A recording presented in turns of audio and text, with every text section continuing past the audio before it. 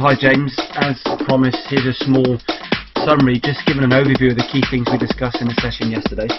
So the main area that we discussed was really how the pelvis remains stable, how you really control the pelvis as you rotate in the back. So really kind of trying to connect in terms of what really makes which segment then behave and react in the way it does. As we discussed really at the start of the session, is it the way the hands and arms move that may cause some compensations through how the pelvis works, or is it more how the pelvis works which may cause then the way in which the hands and arms work in the swing?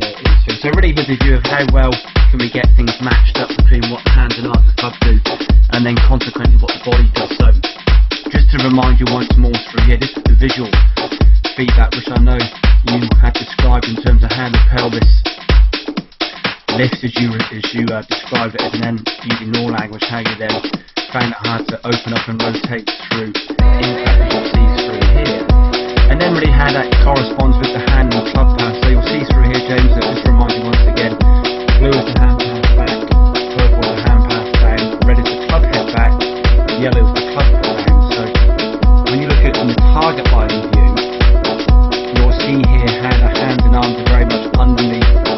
The club head is underneath the path that it went back on. And to be fair, it went back on a pretty good path, so we could be fairly confident in saying that the club head path is too much underneath the club head path in the back swing, rather than the club head path is keeping the back swing and then it kind of returns suddenly near the right approach coming down.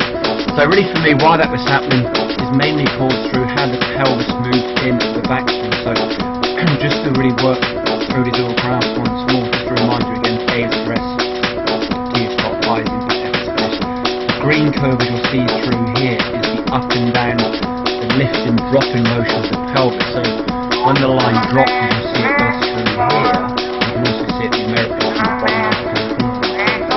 That's telling you and I that the pelvis is dropping fairly substantially in the back swing as it rotates, and then you'll see as a consequence to how it moves in the back swing, the recovery or the reaction then is, you'll see that curve rapidly then lift between top and impact, which is essentially what you then saw and what you experienced over here with that recovery. So for me, it wasn't so much trying to establish what you do, it's more if I feel to figure out why it was happening and how that links back to any structural imbalances and any concepts and issues that may be happening elsewhere.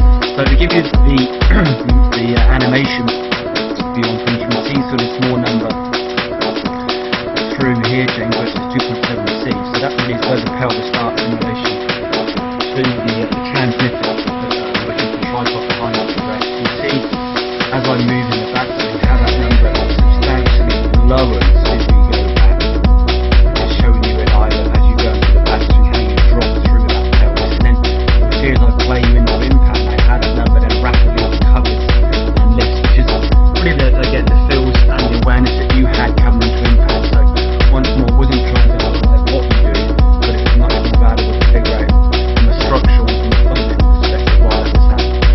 So once we've done the feedback, James, just to give you some numerical, some graphical feedback on the improvements that you made post-feedback, post-drill, what have you. Again, A is press, T is top, I is impact, F is finish. The green curve was where you were, you see through here. At the start of the session with the push shot, another reason why getting the name shots to begin on, change over time, so you can start to understand your feels better. The blue curve is where you were after feedback, so you'll see numerically through here how much the pelvis is dropping compared to where it is through here. So look at the bottom left hand corner there, this is 2.4, that's how many inches at the bottom of the start session.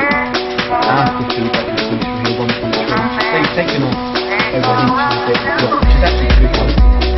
So the main things for me, James, just really working through the feels that the feedback provided for you,